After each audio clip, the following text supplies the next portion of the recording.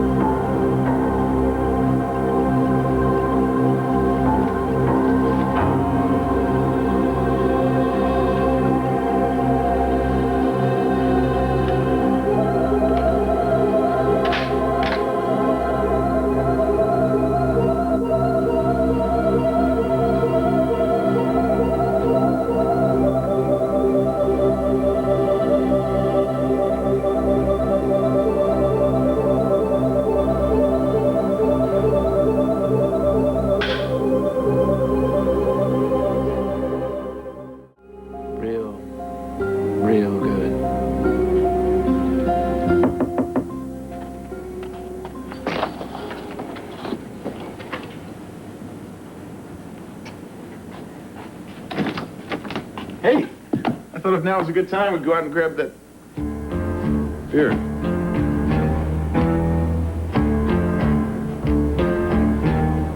What the hell are you planning on doing with all this?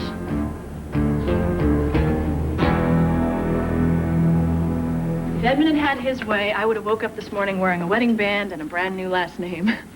Except for one small detail. What's that? I said no. Maria, I mean, don't get me wrong. I definitely still want to marry him. I just want to hold out for the big formal affair. You know, the dress, the attendance, the whole 9 yards of cathedral lace. Oh, so the point is that Edmund wanted to make it on the spot official. That says a lot. Yeah. And I just wanted to spread the news. I mean, it's just that you seemed so sure that Edmund was never going to get over Brooke, and I guess I just needed for you to know that that's not true. Real mature, right? Dixie, guess what he asked me? Nah, nah, nah, nah, nah. So there, Mrs. Marty. If anybody acted like a third grader, it was me. I was so busy being selfish, I couldn't even pretend to be happy for you and Edmund. No, you didn't exactly turn handstrings. I thought maybe if Edmund was off the hook, then Tad and I wouldn't have to feel so guilty because Brooke would have somebody to fall back on, but that isn't very nice, is it? Trying to arrange everybody else's life so I can get what I want? I'm really sorry. Look, don't apologize, and you don't even have to say that you're happy for me. I am. I really am happy for you. Thanks, honey. If I were in your shoes, I would have done the very same thing. Oh, really? Yeah. I pushed, literally, 2 friends together and then started shrieking that you were all wrong for each other. What a kind and compassionate friend am I. Well, I happen to know a little bit about what you... Well, make that a lot about what you're going through. The indecision and the self-doubt. I mean, 1 minute thinking that you just want to chuck it all away and say, this is simply not worth it. And then the next minute, wanting to throw your arms around him, hang on for dear life, and wonder how you ever thought you could get along without him. It's crazy. Edmund loves you. Yeah. Not as much as I love him, not yet, but we're definitely headed in that direction. And I know that someday, really soon, Edmund's going to feel about me the same way that you feel about Tad. I love Tad more than I love anyone in the whole world. And I may lose him. Have you talked to him? Not since, Edmund told him he knew about our affair. And now he's off in the woods, or he will be soon. I don't think I'm going to get another chance to talk to him. While he's gone, I'm going to have to prepare, you know. There's a great possibility that this fight with Edmund has pushed him right back to Brooke.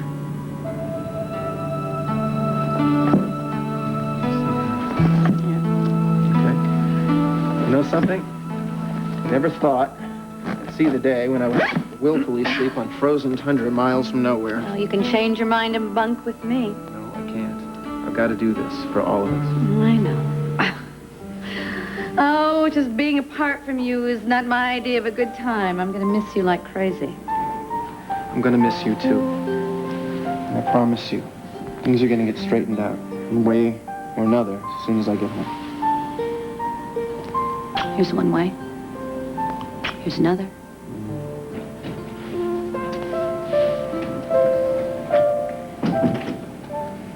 Ma?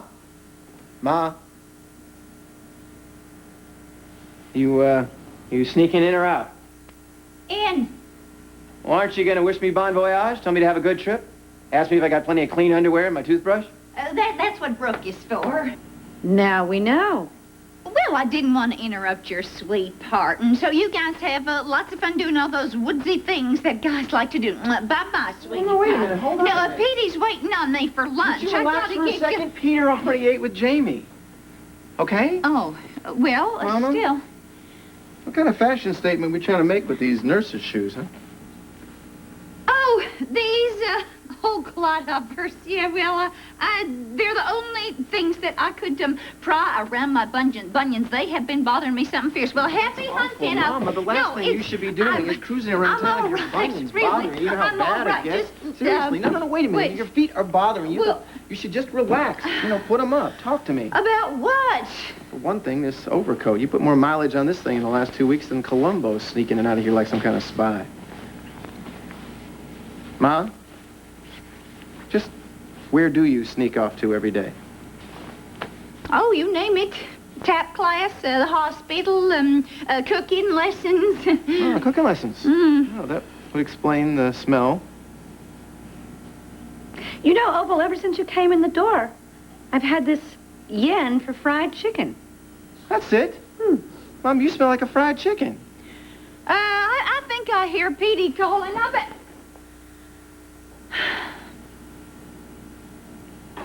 I don't believe it. That's the costume from the chicken shack. Yeah, it's not a costume. It's a uniform. Let me get this straight. You're working at a fast food restaurant. Why? You live like a queen. Do you hear me complaining? I am so embarrassed. If you needed more spending money, why didn't you just say so? I would have been glad to give you I'm more. not doing this for the money. When it comes to material things, I could not want for more. I'm doing this for love. What do you mean you're doing it for love? As in, you just can't get enough of them yummy chicken fingers? As in, I got a case for the shack manager. Oh, that's terrific. That's just flawless. I can see it now. My mother's new boyfriend is some pimply-faced 16-year-old who makes a living saying, "You're on fire every day?" He isn't pimply-faced, and he sure as heck ain't 16 years old. He happens to be the ex-CEO of Cortland Electronics. But thanks to you, he's now my head honcho. Palmer? Well, just flap your wings and cluck like a chicken. You got it.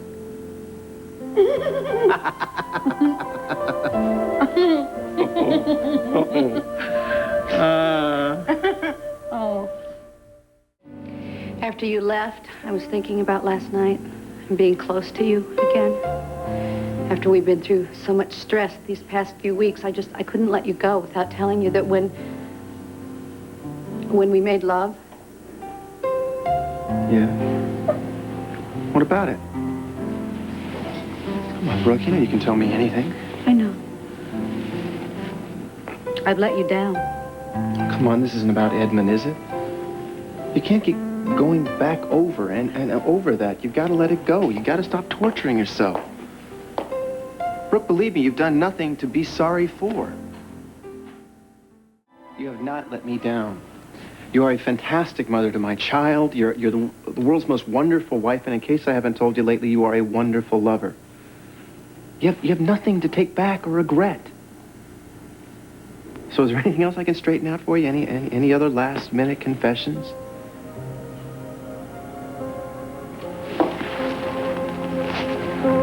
I just love you so much. I love you too. Ted, when did you get here? Just got here. So, you ready for the big trip? I know I am. Are you afraid Ted will tell Brooke about your affair with Tad? He's probably on his way right now. Listen, I know that Tad is not one of Ted's favorite people right now, but he's not going to hurt Brooke. I'm, sorry for interrupting. It's nice to see people who've been married for a while acting like newlyweds. Oh, no, I'm sorry. I get a little silly over goodbyes. Listen, if you let me drive you to the airport, I promise I will not cry at the gate. Okay. There's one last stop I have to make before we leave, though. Actually, I think you'll get a kick out of it. I tell you what, why don't you go ahead and I'll meet you at the airport. It's going to take a while to get the guns and hunting stuff through customs anyway. You know, I'm not so worried that he's going to hurt Brooke. I'm worried that he's going to hurt Tad. Oh, give me a break, Dixie. No, Edmund, he has a violent temper. One time when he was jealous of Tad, he threw my coffee table across the living room. When I turned him down, he went crazy. Now he's going to know that Tad's the reason I turned him down. Well, he's upset, or he was upset, okay? But he's handling it now. No, look, they're not going to Canada for a walk in the woods. Okay, Orsini Vineyards means a lot to him, okay? And he needs Tad to work with it. He's not going to blow that future. You really think he's just going to drop all of this? No, I think he's going to ream him out real good, okay? And I think that Tad can survive a little honesty. And knowing all things that I know, I think it's within Ted's rights. You don't know anything about guns, so he wouldn't be much of a help to me anyway. Well, fine. Then I guess I'll just meet you at the airport then. Honey, just do me a favor, take some stuff back to the house. Sure. I appreciate it.